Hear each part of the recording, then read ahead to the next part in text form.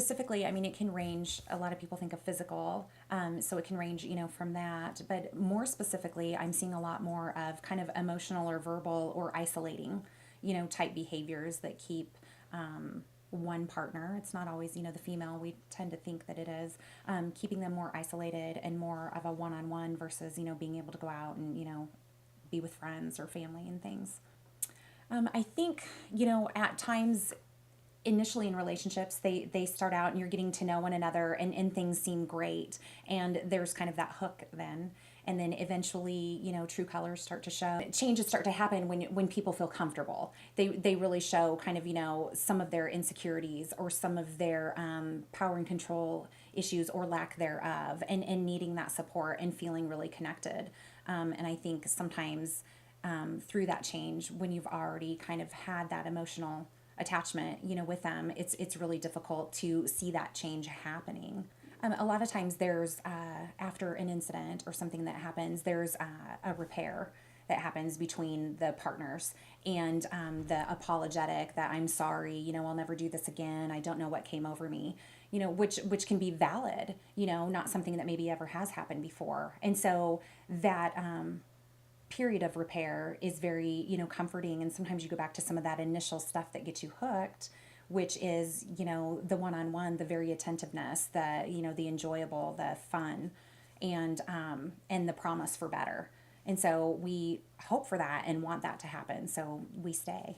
I would say there's a lot of similarities as far as the pattern or the cycle that happens is very similar. However, with teens, don't necessarily have as much experience, navigating relationships. So they're still trying to figure things out, which includes, how to differentiate between, what's real, what's not okay, what was an accident, things like that, where it's a learning process that happens. So through this learning process, sometimes it's more difficult for teens to kind of identify that and see that. And often teens are, a little more trusting than adults that have had some of those experiences and, know what to look for.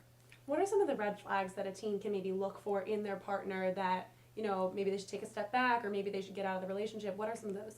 I would say some really key ones are isolation, trying to keep you connected, to just me, I need you. So kind of isolating them from other people, family, friends, some power and control, kind of the signs of I need you to do this or you will do this, really kind of taking charge of what you're going to do versus, what the partner should do versus what, the partner chooses to do. I think it makes it difficult as far as trust moving forward, being able to develop other relationships at times. A lot of times I see teens come in here that are having difficulty with their own self-esteem issues and who are they, and I don't know who I am without somebody telling me who I am. So those kind of things can have long lasting effects on future relationships and just who they are as far as self-identification and feeling confident, moving forward to being successful on their own. Physical, I mean, sometimes it can be, I think we get confused at times of, is that really abusive or is it just them being possessed, like helpful? I'm trying to guide you versus I'm making you come with me.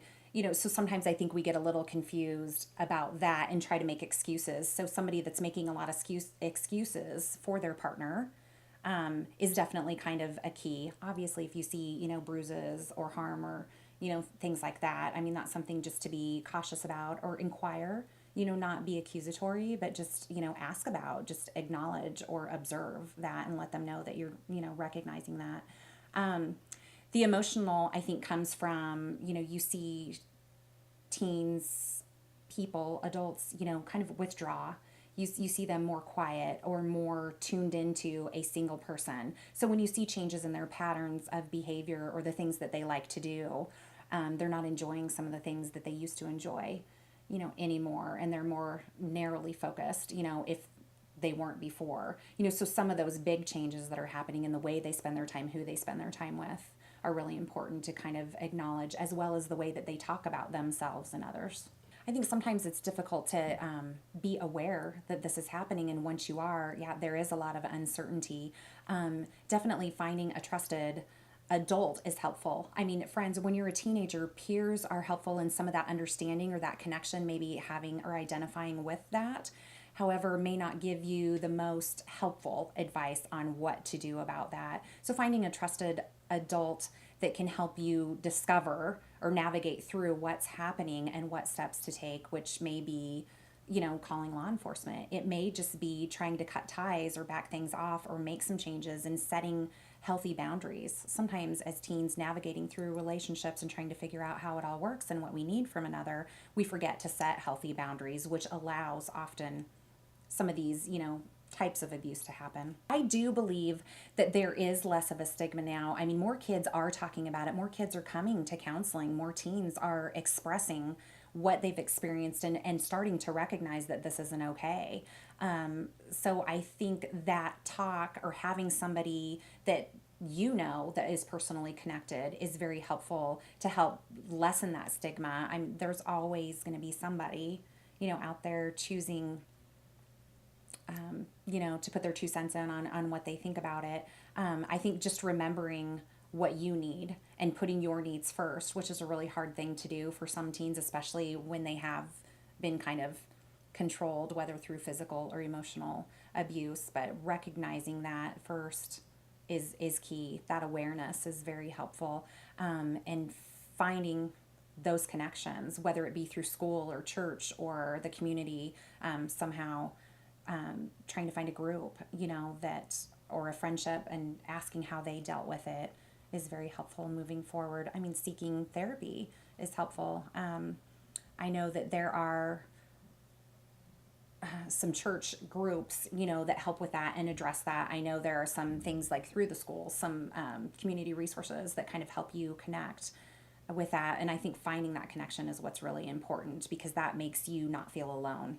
I think just setting, from the get-go, being able to know what healthy boundaries are and setting those up front helps you become less of a victim in the long run.